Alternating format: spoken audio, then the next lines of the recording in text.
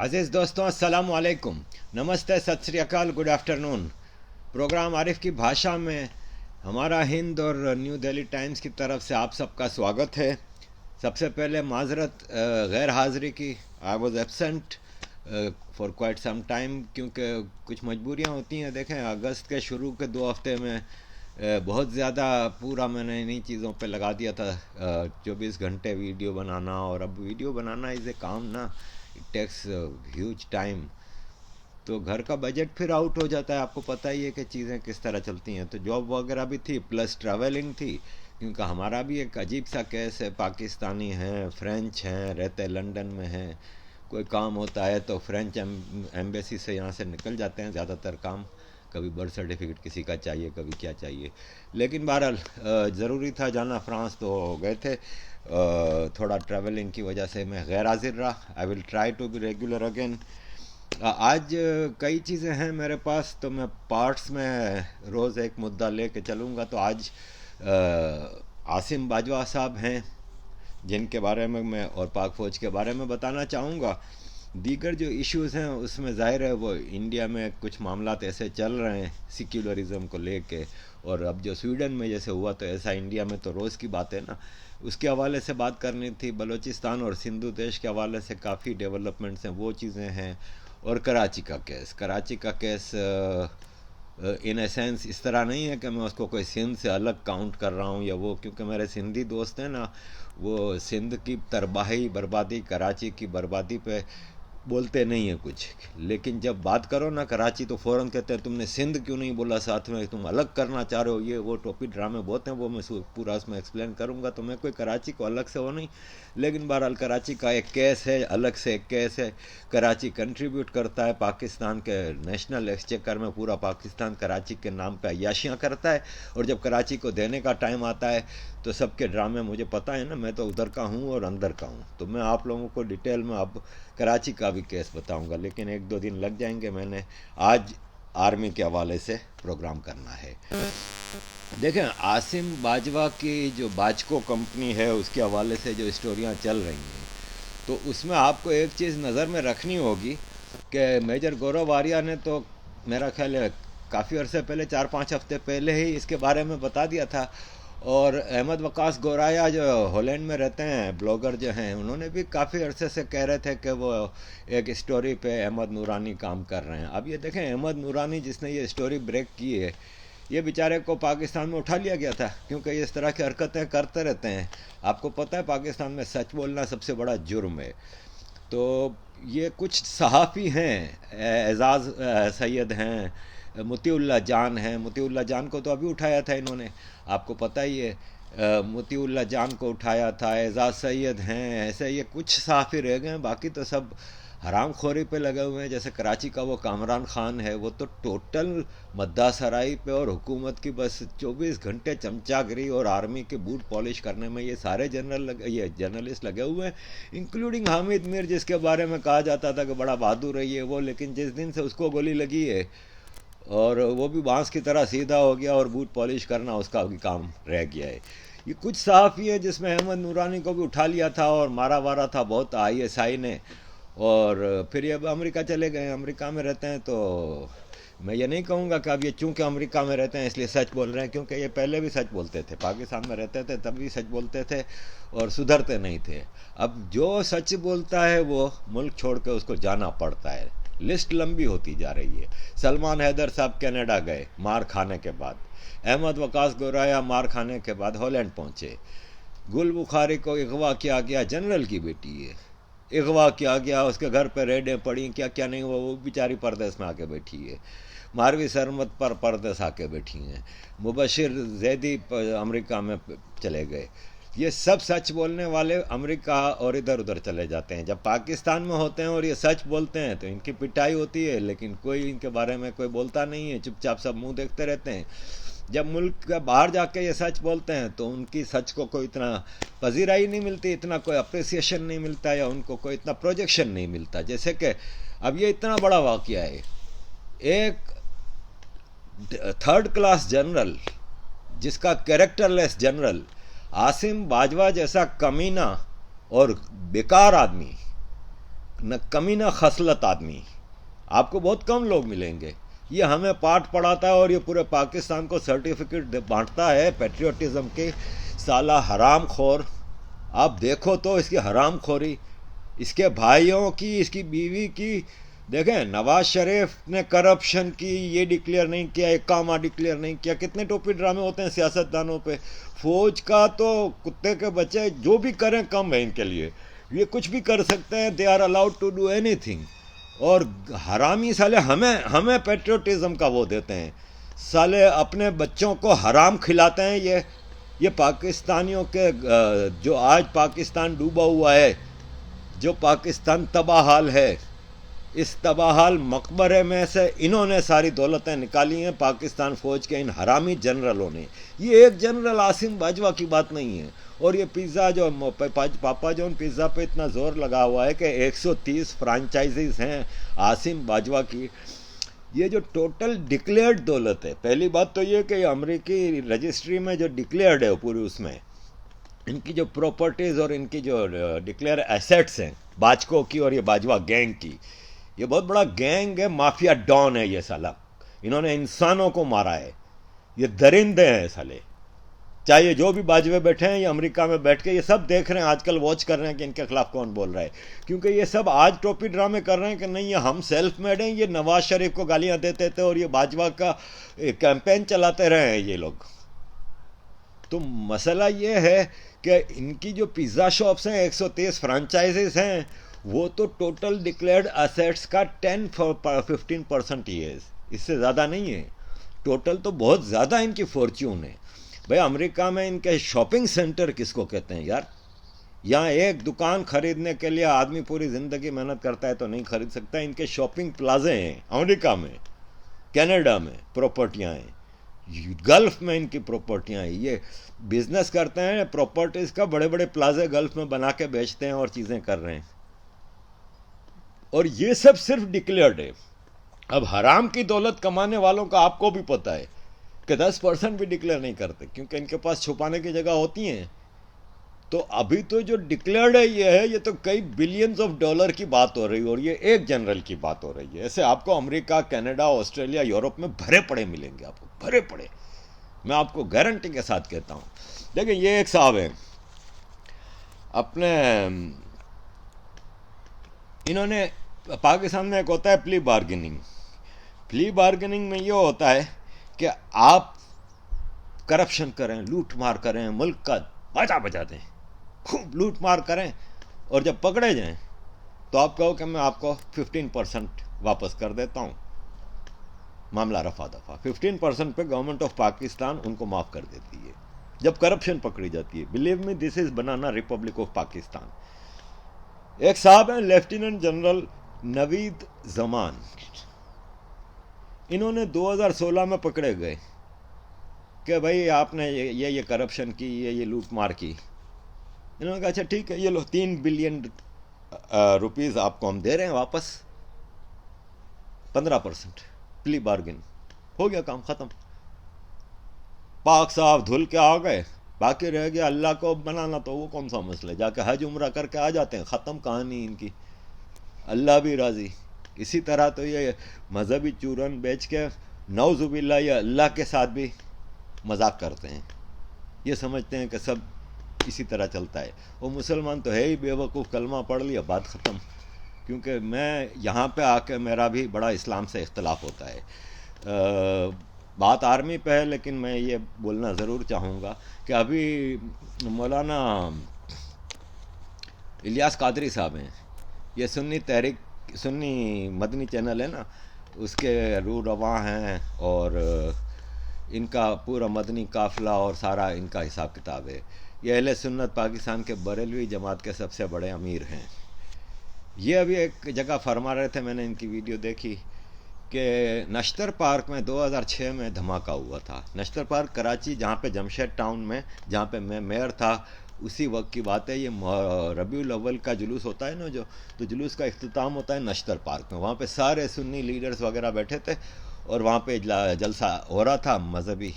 اس میں دھماکہ ہوا تھا، اور میں ظاہراً وہاں کا میئر تھا تو میں بھی ادھر ہی موجود تھا، اور یہ ساری چیزیں میری آنکھوں دیکھیں. اور اس میں کئی سنی لیڈرز کا انتقال ہوا تھا، بقول ان کے شہادت کہتے ہیں وہ، بہرحال جو بھی تھا ایک بڑا دردناک واقعہ ہوا تھا جس میں بڑے نقصان ہوا تھا سنی لیڈرشپ کا. تو اس میں وہ ایک مولوی صاحب ہیں علامہ شاہ تراب الحق، مرحوم، اب تو انتقال ہو گیا ان کا. تو علامہ شاہ تراب الحق ایک زمانے میں ایم این اے بھی رہے تھے اور میرے علاقے سے رہے تھے، میرا ان سے بڑی قرابت داری تھی. میں نے اپنا جو 7واں حج کیا ہے نا وہ علامہ شاہ تراب الحق صاحب کے ساتھ انہی کے ٹینٹ میں کیا تھا، اور یادگاریں ہیں. تو بہرحال علامہ یہ مولانا الیاس قادری صاحب فرماتے ہیں کہ جب یہ نشتر پارک کا دھماکہ ہوا تو نماز ہو رہی تھی اور نماز کی امامت علامہ شاہ تراب الحق کرا رہے تھے. تو دھماکہ ہو گیا، چیخو پکار ہو گئی، درجنوں لوگ مر گئے، لیکن علامہ شاہ تراب الحق صاحب نے اپنی نماز نہیں توڑی اور نماز پوری کی، اور اس کے بعد انہوں نے دیکھا کہ کیا ہو رہا ہے، اور اس کو بڑا اچھے اس میں کر رہے تھے کہ یہ دیکھیں یہ ہوتا ہے ایمان اور یہ ہوتا ہے. یہاں پہ میرا اختلاف ہے نا، کیونکہ میں سمجھتا ہوں کہ جب ایک دھماکہ ہوا ہے، جب آپ کو پتہ ہے نماز کے دوران کہ ایک دھماکہ ہوا، اتنی بڑی تباہی مچی ہے، تو اب انسان بچاؤ گے نا. اللہ تو دیکھ رہا ہے نا، اللہ تو رحیم و کریم ہے نا. اللہ نے تو قرآن میں بھی فرمایا ہے کہ ایک انسان کا قتل انسانیت کا قتل ہے. تو آپ نماز جاری رکھتے ہو اور انسان کو، تو میں سمجھتا ہوں کہ عبادت بہت ضروری چیز ہے لیکن انسانی زندگی زیادہ ضروری ہے. ویسے ہی ہے جیسے یہ صاحب فرماتے ہیں. آپ ذرا ان کی بات سنیں اور پھر میں آگے بڑھتا ہوں. As far as sin is concerned, and please understand this message very, very clearly. Of course, it's all sin, it's all haram, none of it is good and accepted. But for the sake of understanding, because many of us, we see a brother that's selling drugs, we see a brother that maybe murdered another brother, and we say, look at these people, look how rubbish they are. Habibi, let me tell you something in the eyes of Allah subhanahu wa ta'ala. As far as sin is concerned, yeah? The one that sells drug, good or bad? Just very quickly, good or bad? Bad. How about the murderer? How about the one who commits adultery, zina? What about the one who rapes a child? What about the one who drinks alcohol? What about the one who does the biggest of the kabair, good or bad? This person, one person that commits all of these sins, he commits all of these sins on a daily basis, but he prays, is better in the eyes of Allah than the one that doesn't commit any of these sins but doesn't pray. اب دیکھیں یہاں پہ میرا اختلاف ہے نا. میں یہ کہتا ہوں کہ ایک گناہ گار ہے، وہ گناہ گار ہے، اس کو آپ صرف کلمہ پڑھنے سے معاف نہیں کر سکتے، یا وہ یہ میں نہیں سمجھتا کہ اللہ جو منصف ہے، اللہ جو اتنا رحیم و کریم ہے، وہ ایسے کوئی صرف اس لیے کہ ایک آدمی نے دنیا جہاں کے گناہ کیے ہیں، غلط کام کیے ہیں، لیکن صرف اس لیے کہ وہ نماز پڑھتا تھا اور وہ کلمہ پڑھتا تھا اس لیے اس کے سارے گناہ معاف ہیں.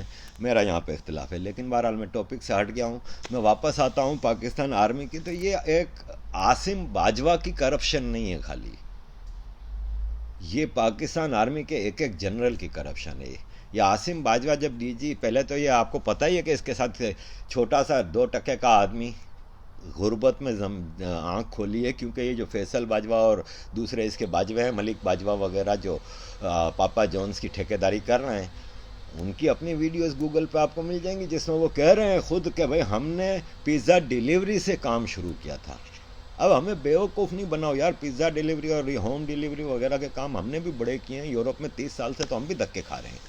ایسے پیزا ڈیلیوری کر کے کوئی 130 اس کا مالک نہیں بن جاتا ہے فرنچائز کا، اور اتنی بڑی فارچون نہیں قائم کر لیتا. تو یہ اس میں بڑی چیزیں ہیں کہ یہ جو ساؤدرن کمانڈ کے جو جب کمانڈر بنے تھے عاصم باجوہ، بلوچستان پھر کراچی، یہاں پہ یہ سونے کی مرغیاں ہیں. یہاں سے مال بڑا بنتا ہے. آرمی کے جنرل بڑی لمبی کک بیک دیتے ہیں ٹرانسفر کے لیے اپنے یہاں کے. آرمی سے بڑا کرپٹ ادارہ کوئی نہیں ہے. آپ کو میں بتا دوں، عاصمہ جہانگیر نے کہا تھا کہ کرپشن کی بات کرتے ہیں پولیٹیشینز کی، جس دن آرمی کے کرپشن سامنے آ گئے آپ لوگ پولیٹیشینز کو فرشتہ سمجھیں گے. ان کی کرپشن آپ کو میں بتاؤں، یہ D G I S P R تھا یہ عاصم باجوہ. اس کے بعد کون بنا تھا؟ غفورہ بنا تھا نا. غفورہ کے 3 بچے یورپ میں پڑھتے ہیں یونیورسٹیوں میں. بھائی آپ خود بتاؤ کہ سال کا £1,00,000 خرچہ ہوتا ہے 3 بچوں کا. غفورہ کہاں سے دے رہے؟ یہ آپ ان کے پے اسکیل دیکھ لیں، یہ غفورے کے، باجوے کے، اور یہ ان کے پے اسکیل دیکھ لیں، 1,92,000 سے زیادہ تو ان کی سیلری کسی کی نہیں ہے ٹاپ کے اس کی. تو ان سب کی جائیدادیں اور ان کی آپ پراپرٹیاں دیکھیں گے. آپ ڈی ایچ ایس تو دیکھیں، ڈی ایچ ایس کا کیا حال ہے.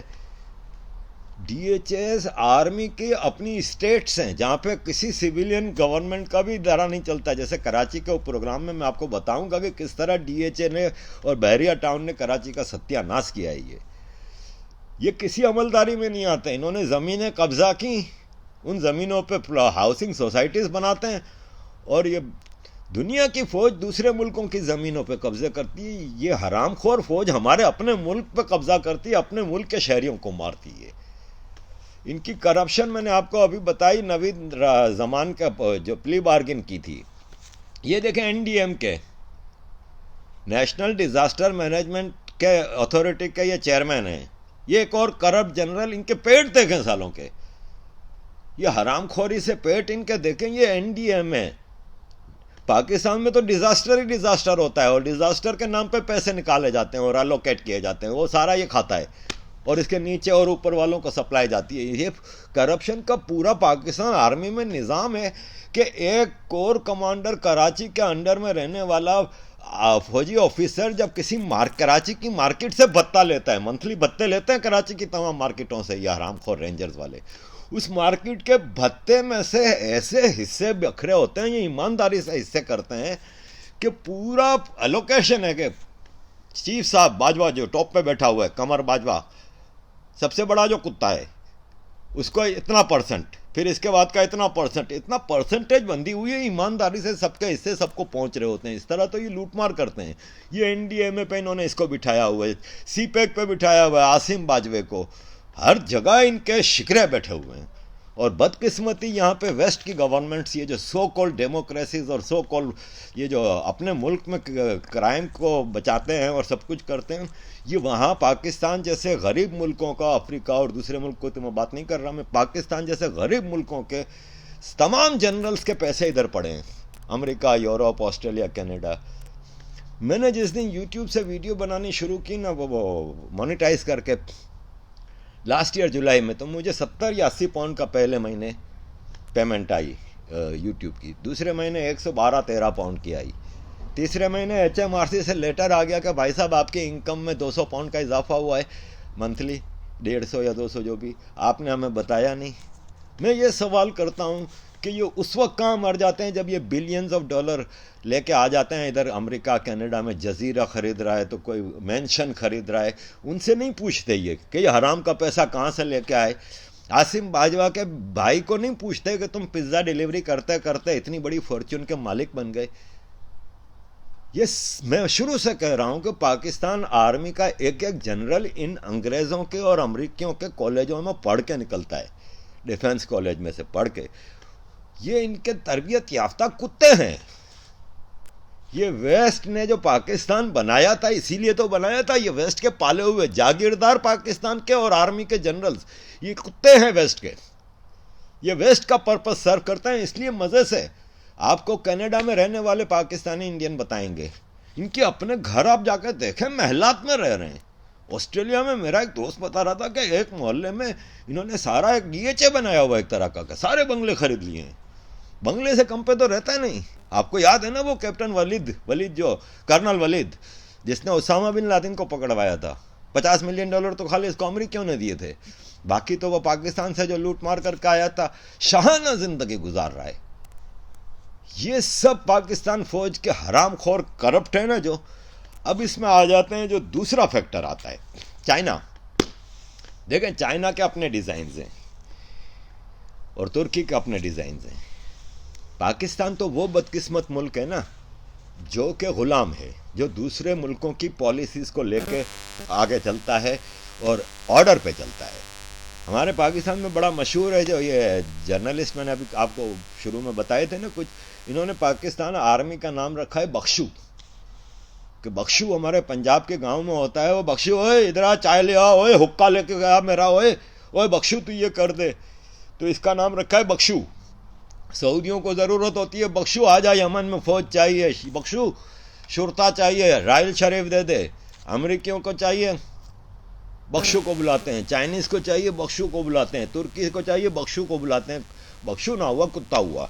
खैर, तुर्की और पाकिस्तान सीरिया में ये क्या कर रहे हैं? This is Beit Salam village in northern Syria in the town of Deir Hassan, and this is a new residential complex that is being inaugurated today by the Turkish Diyanet Foundation and a Pakistan-based NGO called Beit Salam. Some members of the Pakistani NGO have come here to northern Syria to inaugurate this project. This is a very unique project in the sense that it is in cooperation with a Pakistani NGO as well as the Turkish Diyanet Foundation, and you can see this village is built in a neighborhood style way. It has 100 homes. 75 of those homes are going to families who are orphaned, whose main breadwinner was killed during the war, and 25 of the homes are going to families who have people with disabilities. The homes are about 30 meters squared. They have 3 bedrooms, a kitchen, a living room, and this is a significant improvement in terms of living conditions for the people here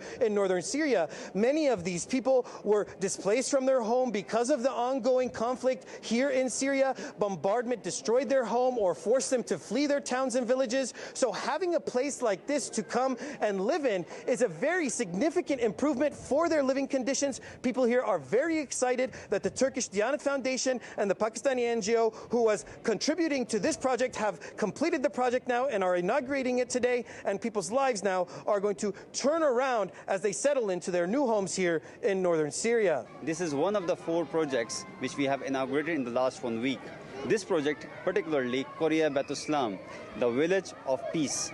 This is for the 102 families where the widows and orphans, they will live together, so they do not have to go and migrate and displace, in different parts of Syria. So we will take care of their all needs, including food, shelter, clothing, and we will try the women to learn and practice their own livelihood. And we will teach the children so that they do not get dependent on, like the support of the other nations and other people. So they should be self-sustaining, they should be independent, and they should have their own dignity. समझ में आ रहा है ना आप लोगों को? China, तुर्की, पाकिस्तान, 3 बड़े शैतान मिलके क्या गेम खेल रहे हैं। सीरिया में ये चीज़ें हो रही हैं। ये एक पूरा प्लान है चाइना का। देखें, चाइना का एक तो सबसे बड़ी मजबूरी चाइना की क्या है, आप नक्शे में देखें कि ये जो चाइना है, इसका जो मेन पॉपुलेशन, इंडस्ट्रीज, जितना कंसंट्रेशन है वो ईस्टर्न चाइना की तरफ है। अब मसला ये है कि इनको बाय सी रूट आप देखें कितना लंबा पड़ता है साउथ सी चाइना से लाके, क्योंकि सारी ट्रेड जो होती है वो 3 हिस्सों में है। अगर आप चाइना और इंडिया के वेस्ट में देखें तो एक है मिडिल ईस्ट और ये जो मिडिल ईस्ट, आर्मेनिया, अजरबैजान वगैरह मिला के थोड़ा ऊपर जाके, एक है अफ्रीका और एक है वेस्ट, यूरोप और अमेरिका। चाइना की जितनी ट्रेड है उसको ये रूट बहुत लंबा पड़ता है। इसका जो सामान है वो महंगा हो जाता है, क्योंकि जब इतने ज़्यादा दिन शिपमेंट को लगेंगे तो चाइना ने इसीलिए ये ग्वादर वाला जो रास्ता निकाला है ऊपर से, वो उसको शॉर्ट पड़ता है, सामान वहाँ से ग्वादर, गल्फ में सब जगह पे वहाँ से सप्लाई होता है।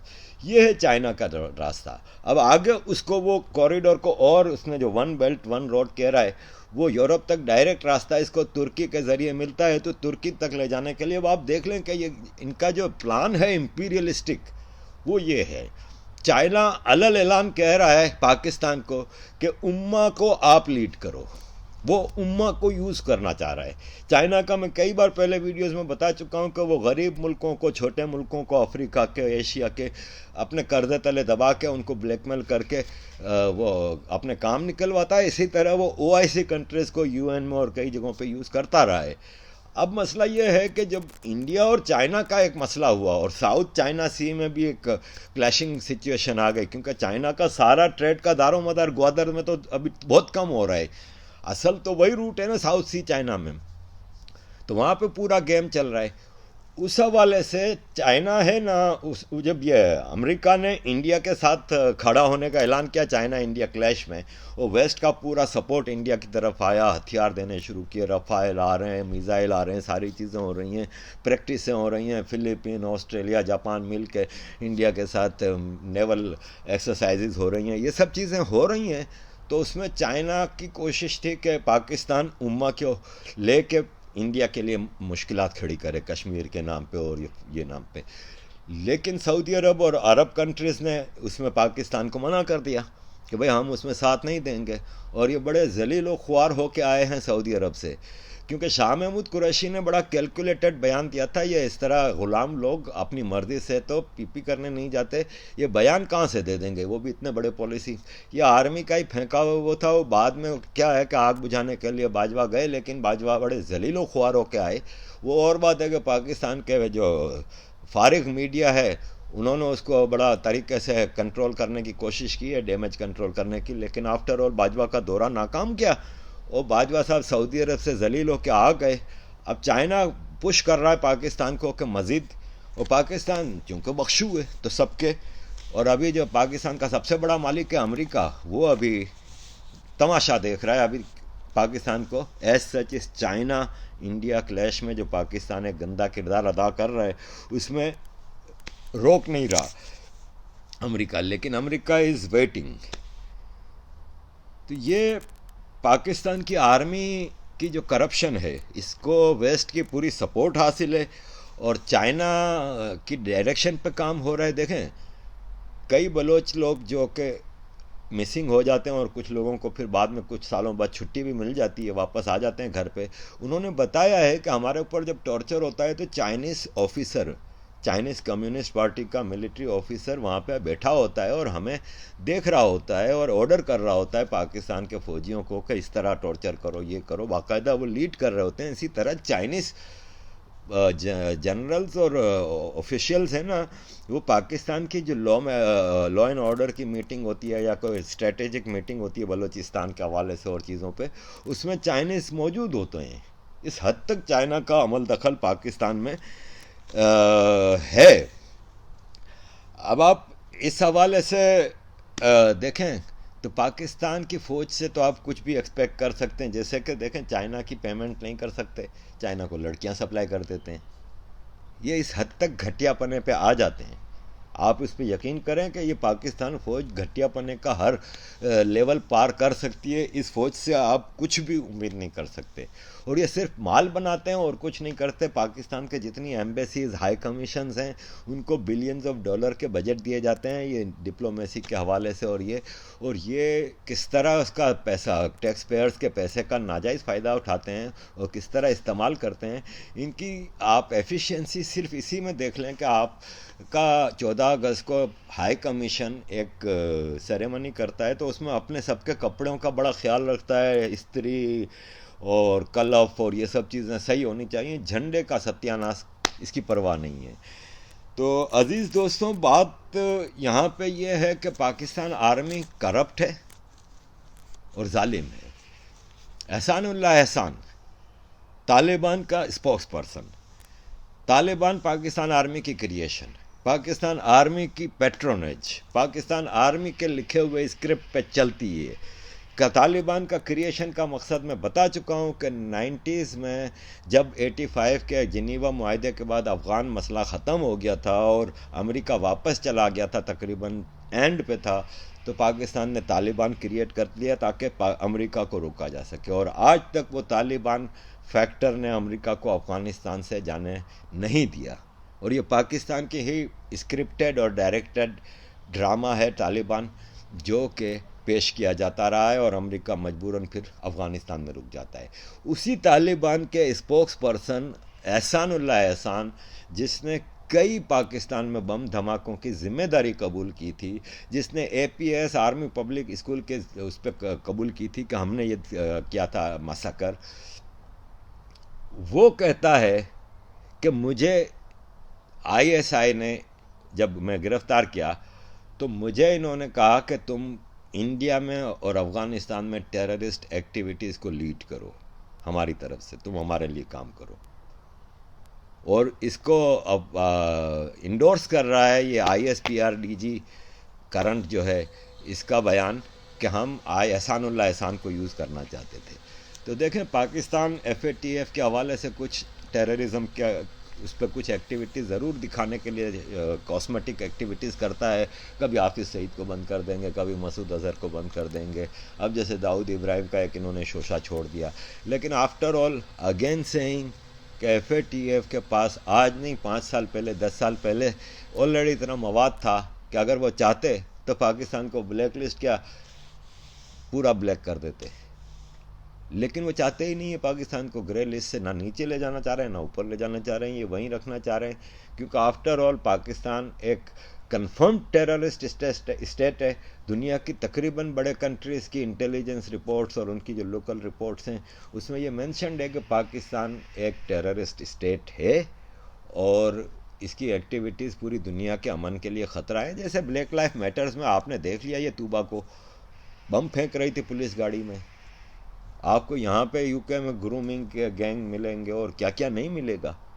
اتنی برائیاں ان لوگوں نے پوری دنیا میں پھیلا دی ہیں. تو پاکستان آرمی بغیر ویسٹ کی مدد کے, بغیر چائنا کی مدد کے کچھ نہیں کر رہا. یہ ہر قسم کا غلط کام بڑے فخر اور شوق سے کرتے ہیں.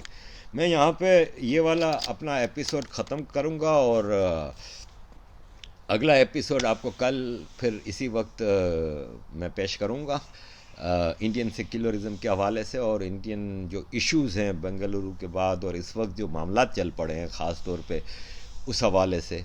انٹرویوز بھی میں نے ریکویسٹ بھیجی ہیں کافی لوگوں کو. عارف محمد خان صاحب گورنر کیرالہ کو بھی میں نے ای میل کیا ہے اور اس کے علاوہ وویک صاحب نے کنفرم کر دیا کہ اس ہفتے وہ کوئی ٹائم نکال کے انٹرویو کریں گے. وویک اگنیہوتری جی ویری بولڈ پرسن, آپ کو پتہ ہی ہے کہ ان کا کیا کنٹریبیوشن اس وقت چل رہا ہے.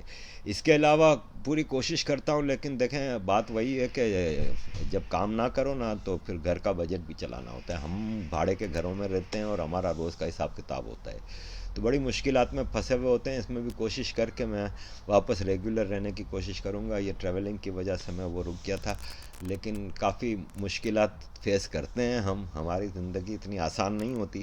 ہم لوگ ٹوٹل اپنا روز کے روز کمانے والوں کا یہ حساب کتاب ہوتا ہے. مشکلات صحیح, لیکن سلسلہ رکے گا نہیں, اور آپ لوگوں کا تعاون, آپ لوگوں کی مدد سے رستے تھوڑے آسان ہو جاتے ہیں. لیکن بہرحال سفر جاری رہے گا. Thank you very much for all your contribution and support اور میسیجز جو آپ اتنے مجھے بھیجتے ہیں. مشکلات بھی کچھ دوست نما دشمن کریٹ کر رہے ہیں آج کل, آئی ڈونٹ نو کیوں, حالانکہ ان کا بھی وہی راستہ ہے جو میرا راستہ ہے, لیکن پھر بھی کچھ وجوہات ہوتی ہیں. آئی ڈونٹ نو, انسانی ذہن ہے, انسانی نیچر ہے, انسانی کیریکٹر ہے نا, وہ بہت ہی ایک عجیب سی چیز ہے. اس کے بارے میں کبھی کچھ گارنٹی سے کہا نہیں جا سکتا. بہرحال تھینک یو ویری مچ عزیز دوستوں, and keep supporting. I'm asking you, do you really know? Do you know where you come from and where you go? Hello? You don't know? No. You can bullshit yourself. I came from heaven, I'm going back to heaven. If you're so sure that you're going back to heaven, why don't you go today?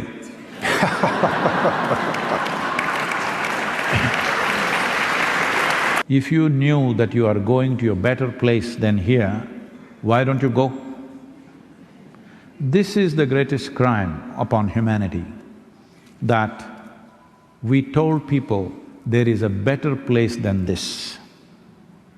This is a crime, because this is not allowing human beings to live their life to their full depth and dimension, because they think the real life is elsewhere. Now, do you have any proof that you are not already in heaven and making a mess out of it? Do you have any proof? None.